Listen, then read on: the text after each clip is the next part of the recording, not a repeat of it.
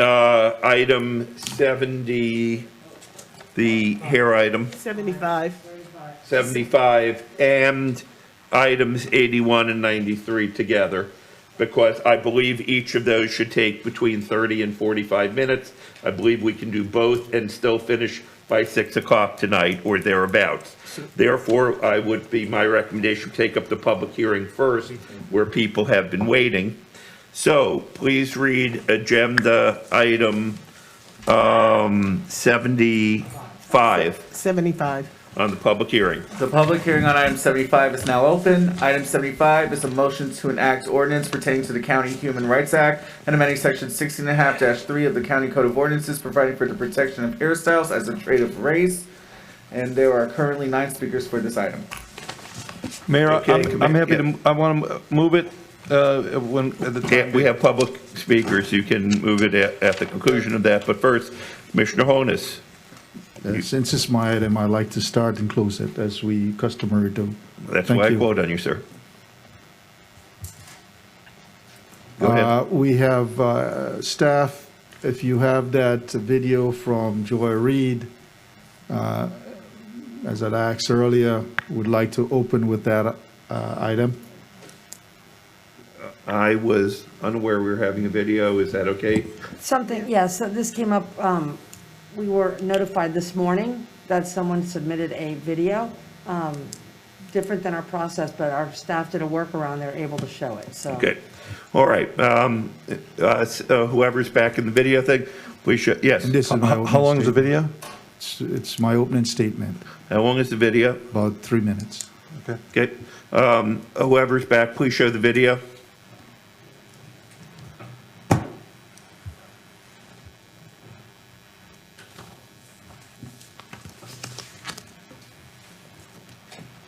Okay.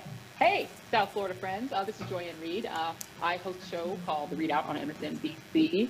And I don't live in New York. I don't live in Florida now, but I lived in Florida for a really long time. For 14 years, I lived in Broward County in the 954. Did a lot of media there, radio and TV in South Florida. And so I still consider Florida to be my second home. So I heard that Broward County is considering enacting the Crown Act. And I think that would be a really great thing. And I can tell you why. As you can see, I do love a nice natural hairstyle. But also, I can tell you that, you know, coming out of college and moving back to New York, I can remember going out on assignments, you know, and going to temp agencies back when they had those things, and being told, because I had my hair in these beautiful braids, that they wouldn't even send me out on jobs because they felt that this was not an appropriate hairstyle. And that I needed to straighten out my hair in order to be sent out for work. And this was blatant discrimination. It was perfectly legal back then, back in the day, because we didn't have anything like the Crown Act to protect us and to protect the things about us that are endemic to who we are as Black people, as Black women. There have been struggles within the military, whether or not they were going to allow Black people to wear their hair in braids, you know, which is something that's really important, particularly if you are in the field, if you are out, you know, on assignment in a military sort of situation, you don't necessarily have the products and the ability to take care of hair that is straightened. Braids they're saving for our hair. They save our hair in a lot of situations. We've had this industry, and we've had this issue in the airline industry, you know, whether or not stewardesses and stewards were going to be allowed to wear dreads and wear braids. You know, my husband used to have long dreads and face discrimination in the workplace in Florida. Because of his hair. So, you know, discrimination based on hair and based on these things that are endemic to us as Black people is something that is real, that we do face in the workplace, not just in media, but in media. There was a time when I couldn't have worn my hair like this or worn my hair in braids, both of which I have done in the age of the Crown Act in New York. So it's really important that states and that cities and that localities pass versions of the Crown Act so that there isn't that kind of discrimination, and so that you can have this wide variety of people, of talent that can be a part of every workplace, and that people don't feel discriminated against, whether it's at work or whether it's in the places where they live, simply because of something that truly is endemic to who we are as Black people, as Black women. So I am very hopeful that Broward will make that change. I think it will be an important one. I think it will be beneficial for business and for industry and for growing Broward County. And so I really hope that you'll do it. I think it's an important thing. So thought I'd weigh in as a former Floridian, and I hope that you guys make that move to pass the Crown Act. I think it'll be a great thing. Thank you guys very much for listening, and take care. Bye-bye. Thank you, Ms. Reed. In absentia, Commissioner Holness, did you have any additional remarks? Oh, I will, but we can move on to the public. Thank you. They've been waiting a long time. Okay, AT&T operator, please call the first speaker on this item. Dr. Eileen Davis, your line is now unmuted.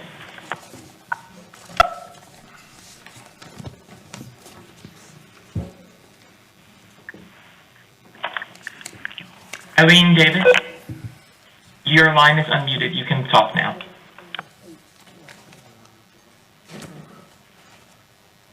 Okay, Can you hear me? Yes, ma'am, we can hear you now.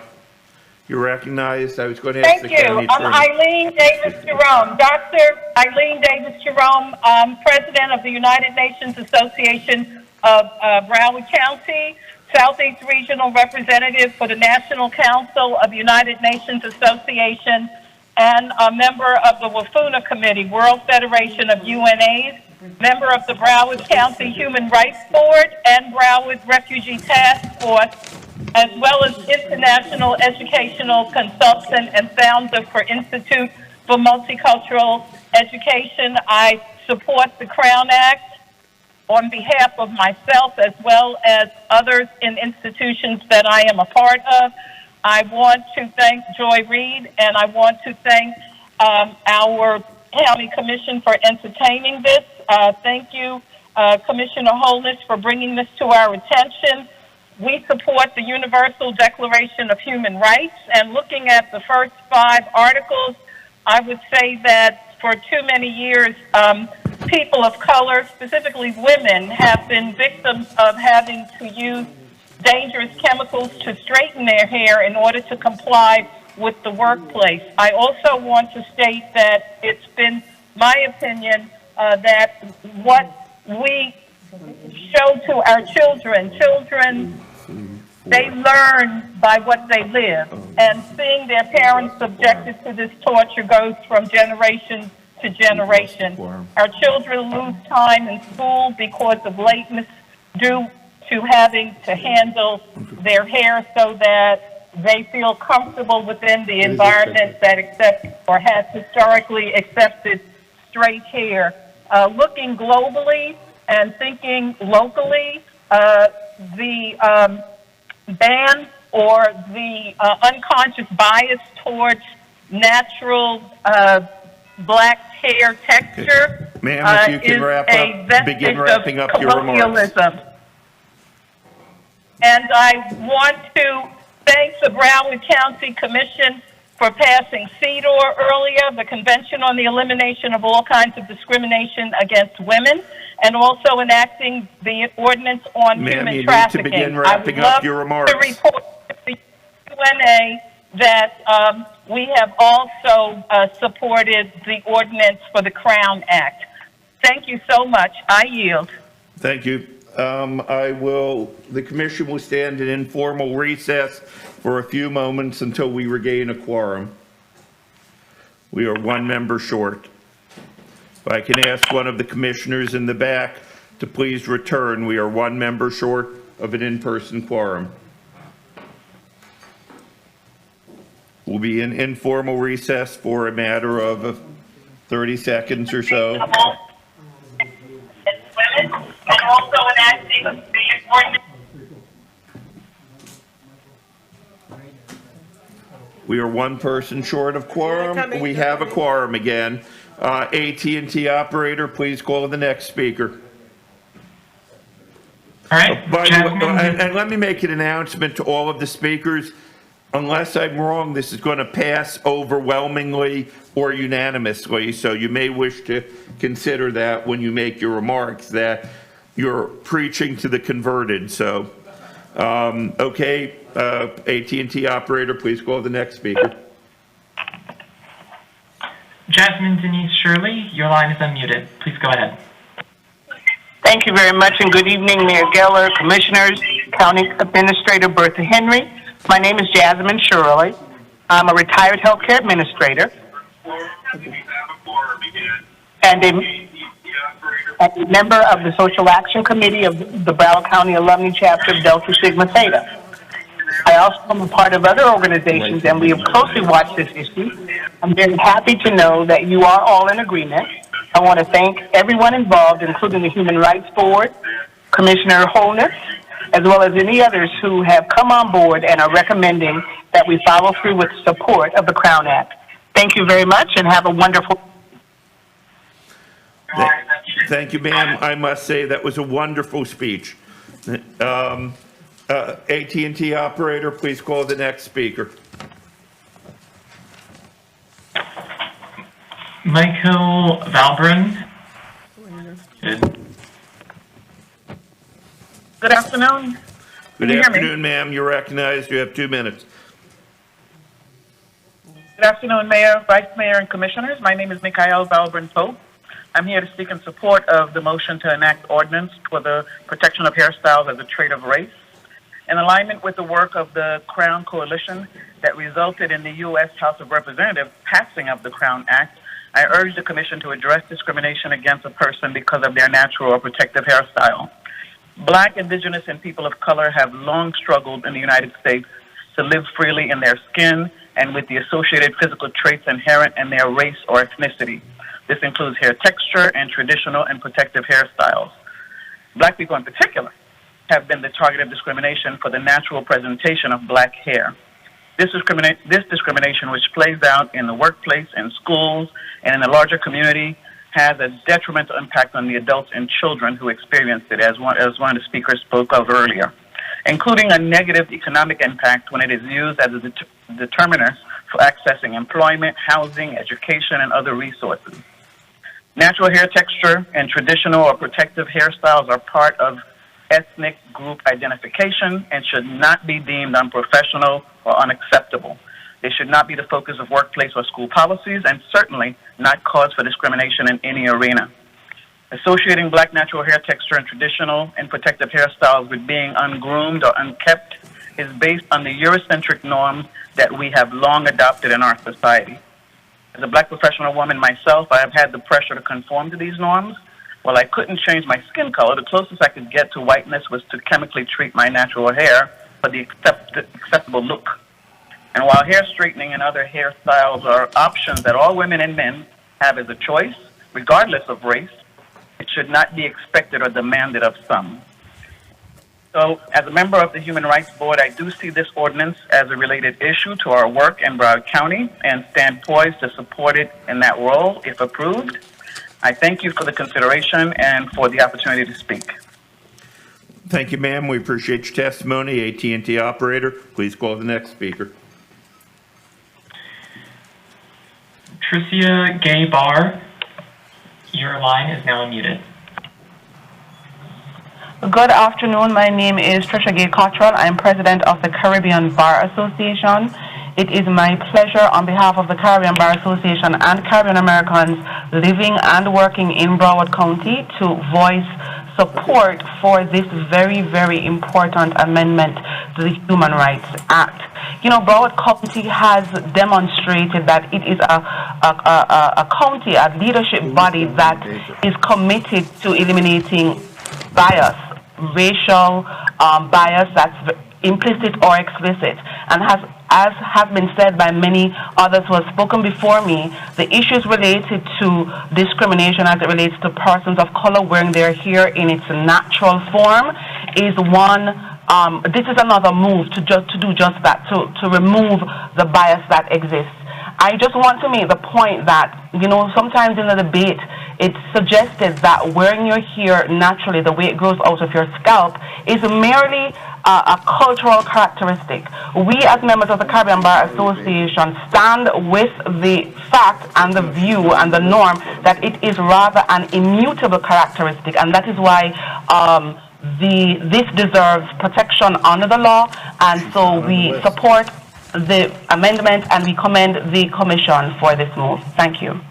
Thank you, ma'am. We appreciate your testimony. AT&T operator, please call the next speaker.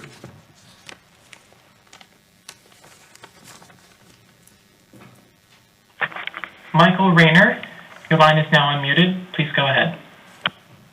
Good afternoon, Mayor and Commissioners. Michael Raynor, Chair of the Broward County Human Rights Board. I want to thank you for taking this item up and thank Commissioner Holness for sponsoring the item and bringing it before the board. Today, if the Commission does vote to approve this item, it will join states like California, Michigan, New Jersey, New York, and local jurisdictions of Cincinnati, New York City, Montgomery, Maryland, and South Fulton, Georgia. It will be the first the first jurisdiction within the state of Florida and the second jurisdiction south of Virginia to affirm natural hair. You've heard many people spoke to this. In addition to that, there are health hazards to imposing that these to deny individuals from wearing natural hair. The proof of discrimination is on the person making the claim. And I just want to also, this does not interfere or supersede OSHA regulations. Employers who provide a work culture climate that encourages employees to be their authentic self are more productive and better for the company bottom dollar. Lastly, we want to encourage that businesses make sure that you, in your employment practice policies, avoid utilizing subjective and vague terminology in personal grooming policies, such as quote-unquote excessive hairstyles. Make sure you clarify your language to your existing personnel grooming policies and begin to look at those things and make sure that we begin to end the disparate treatment of people of color. Throughout this discussion of this item that the Human Rights Board is engaged in this, I have heard from many, many people of color who this issue has impacted deeply. And the passion has stirred so many emotions. And I just want to thank the Commission for considering this item. In addition, Gordon Weeks, the public defender-elect, was not able to join and did want to comment to support this, as well as school board member Rosalind Osgood, who shall be working on this to deal with issues at the school board where students are being treated disparately in discipline because of hair styles. I know that the T.J. Reddick Bar Association had a representative that could not stay on hold, along with another representative, Delta Sigma Theta, and also somebody from the Urban League of Broward County. So I just want to thank the Commission again, and I'm available if there's any questions. Okay, thank you, Mr. Raynor. AT&T operator, please call the next speaker. Brenda Morrison, your line is now unmuted. Please go ahead. Hi, good evening, County Commissioners. Thank you for the opportunity to speak on this item. My name is Brenda Morrison. I serve as the chapter president for the Urban League of Broward County's Young Professionals Network. And over the last year, the National Urban League Young Professionals have had the opportunity to do extensive work around addressing the Crown Act and hair discrimination bias in the workplace, as well as create lesson plans for high school and middle school teachers to actually talk to their students about hair discrimination. I just wanted to thank Commissioner Dale Holness, as well as the other commissioners as well, for at least taking upon this effort to kind of pass this legislation for the county. I do believe this is a great start for us, and I just want to say thank you all again for putting in the effort to put this forth on the agenda. Thank you so much. Thank you for your comments. AT&T operator, please open the line of the next speaker.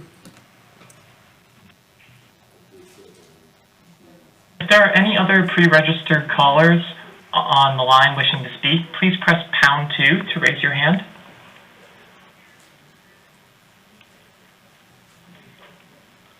All right, Nancy Mattie, your line is now unmuted. Hi, everyone. Can you hear me? Yes, Commissioner Mattie, hello. Please speak. Hi, everyone. Can you hear me? Yes, go ahead. We can. Hello. We hear you. Go ahead, Commissioner. Alrighty. My name is Nancy Mattie. Good afternoon, Mayor Geller, Vice Mayor Udine, and the members of the Broward County Commission. Today, I speak before you as a Broward County resident and advisory board member of the Broward County Status of Women, and as well as a newly elected official for Coral Springs. Today, I am encouraging you all to support and pass the Crown Act, which is one step closer to ending hair discrimination. A recent study found that Black women face the highest incidence of hair discrimination and are more likely to be sent home from the workplace because of their hair. The study also uncovered that 80% of Black women felt they needed to switch their hairstyles to align with more conservative standards in order to fit into their own workplace. Hair discrimination occurs not only in the workplace, but also in our schools. So, with that being said, I give you a few instances. December 2018, Andrew Johnson, a Black New Jersey teenager who was made to cut his locks by a white referee to continue to participate in a wrestling match.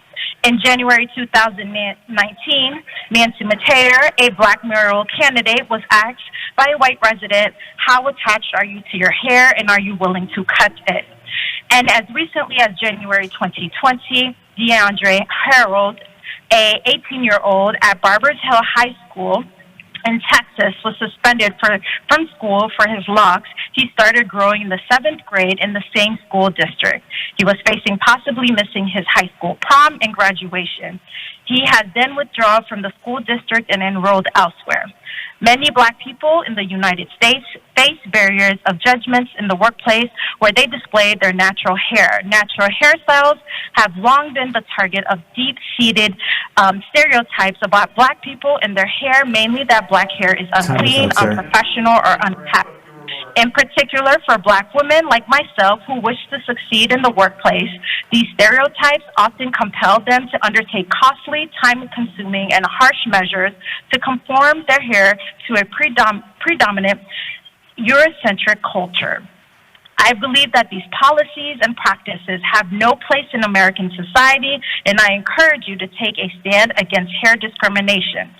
Today, create a respectful and open world for natural hair, also known as crown, and enact a law that prohibits discrimination based on hairstyle and hair texture. Thank you, and thank you, Commissioner Dale Holness, for bringing this ordinance forth. Thank you, Commissioner. I gave you extra time because you are an elected official like we are. So, thank you for your testimony. AT&T operator, please call the next speaker. Hello. Hi, Senator Rich. We're here. We're still on the AT&T operator. Yeah. Are there I'm additional sorry, your mic speakers? is not coming through clearly. I'm sorry, Yes, AT&T there are- operator? Are there additional speakers? There are no other pre-registered callers on the line to speak on this item. Okay, please call Nancy Mateer that was we just heard from her, okay. Yes. All right, so that should complete, one more time, is there anyone else? In that case, the public hearing on agenda item 75 is now closed. Senator Rich, were you trying to attract my attention?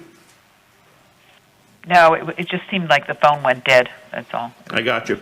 All right, is there a motion? Thank you. I move the item. Commissioner Holness moves his item. Is there a second? Second. I'm sorry, who seconded? Okay, Dr. Sharif. Is there any debate? Is there any debate? If not, it is now in order to vote on agenda item number 75. All those in favor of agenda item 75, please signify by saying aye. Aye. Opposed? Aye. Show it adopted unanimously. We now